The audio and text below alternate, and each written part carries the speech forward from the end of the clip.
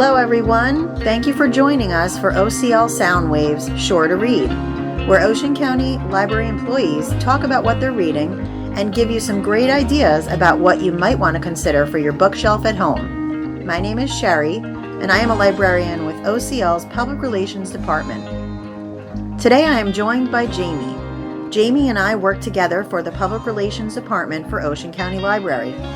Jamie enjoys taking walks with her dog Luna, working in her veggie garden, and reading and crafting.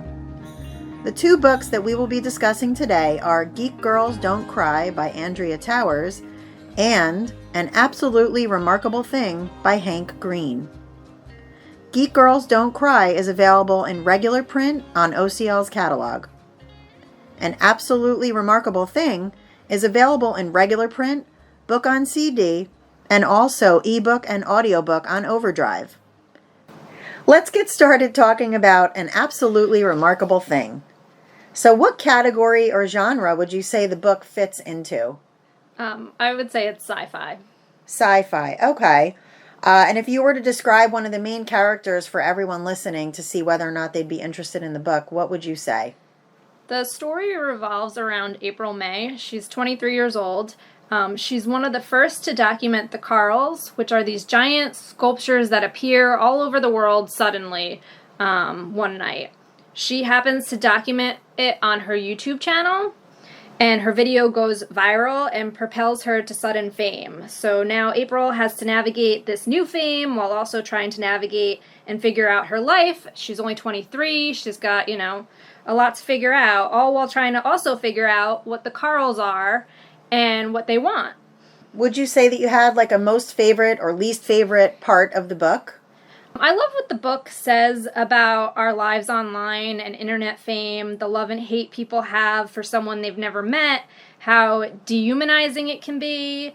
I just think this theme is really powerful and relevant for today with all our social online life. Oh, absolutely. And, being viral is not always a good thing. It could throw somebody into, I'm sure you've seen like nasty comments and things like that. So it's not always what it's cracked up to be.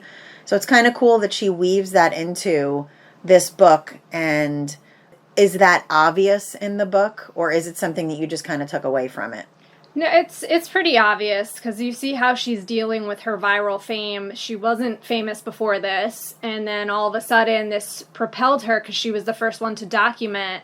Even though these things showed up all over the world, because she was the first one to document it, it kind of puts her at the forefront of the mystery of trying to figure out what they are. And so that fame makes it really hard for her to navigate life and to keep everyone happy, including the people in her life and then the people in her online life and what they expect from her.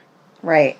It's funny that you just said something about that she was like the first one to document. And just in relation to the world today, I always notice that when there's like a tragedy or whatever it is, something that people are always trying to like race to be the first one to say it, on Facebook or Instagram. Like they always want to be the first one to say like, rest in peace this one, or, oh, did you hear about this? And it's just so all over the place. It's everywhere you turn.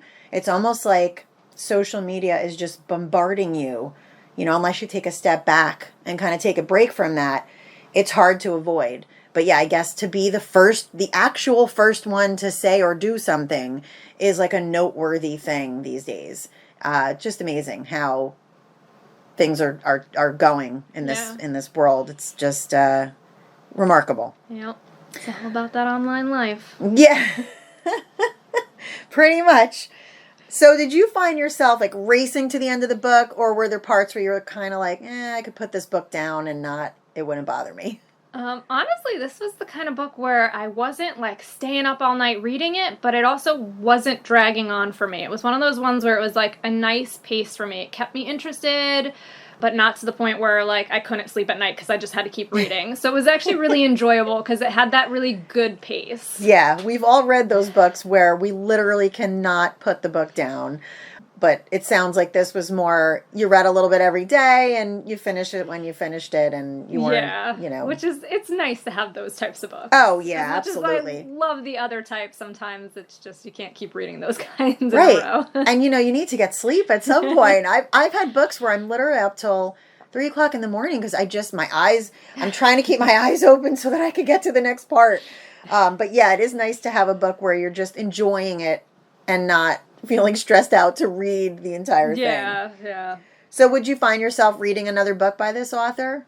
Definitely. There's actually a sequel that came out last year, so I'm really excited to pick that up from the library and get started on that. Ooh, I foresee a future sure-to-read episode about that book. So when you're done reading it, you got to let me know, and we can schedule another one of these podcasts. All right. So if you could ask the author anything at all, what do you think you'd ask him? So Hank Green, his brother is actually John Green, the really famous YA author who wrote Fault in Our Stars. So I think what I'd ask him is, his brother's famous, and he actually Hank Green had a successful vlog and social media presence before his book came out.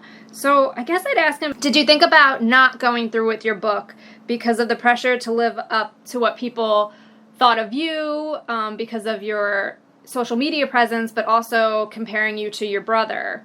Did that create any kind of pressure and make you not want to go through with writing a book? That is a great question. So Hank Green, if you are listening to this, we're dying to know the answer to that question. Feel free to weigh in on it and let us know what you think. Sounds like a good book. Definitely sounds like a 2 thumbs up that you would recommend to anybody listening looking for a good sci-fi book. Definitely. So the other book that you wanted to discuss with me is called Geek Girls Don't Cry. So what category would you say that book fits into? Geek Girls Don't Cry is a nonfiction, pop culture, self-help, personal growth type of book. Oh, very interesting. Okay. Being that it is a nonfiction, would you say that there are any life lessons that can be learned from the story? Was your outlook changed in a positive or a negative way after you read this book? So what I really liked about this book is it's broken down into different parts, and then those parts are broken down into chapters that fit the theme of those parts. And it focuses on different fictional female characters and their battle with whatever the theme is of that section. So trauma, adversity, grief, depression, isolation. So they're fictional characters, but how they deal with these issues is what the author Andrea talks about, and how you can take kind of the things in their lives and put it towards your life and think about how, like, you go through similar things and how they kind of fight through these, obstacles that we all deal with. You think these, superheroes and these really strong female characters, the things they go through in the movies or TV series that they're in, they really do battle these same things along with the monsters and the supervillains. They are battling the everyday things that all of us battle. So it's kind of a very different and unique and interesting perspective to think about these different things like depression and adversity, the way you have to deal with them. And what I also like about this book is it's got Andrea's thoughts and her tying it to these fictional characters, but it also includes insights from psychologists. Very interesting. Yeah, she gets the opinions of professionals as well. I don't think I've ever heard of a book like this. It sounds like a really unique take. So what's an example of one of the characters that she kind of picks apart and analyzes? So my favorite is Buffy the Vampire Slayer. She Okay. talks about Buffy Summers in the section on isolation. Because, for those who don't know, Buffy is the Vampire Slayer. There's one in every generation that is supposed to battle the demons and vampires and basically save the world. And she's the only one. There's only one at a time.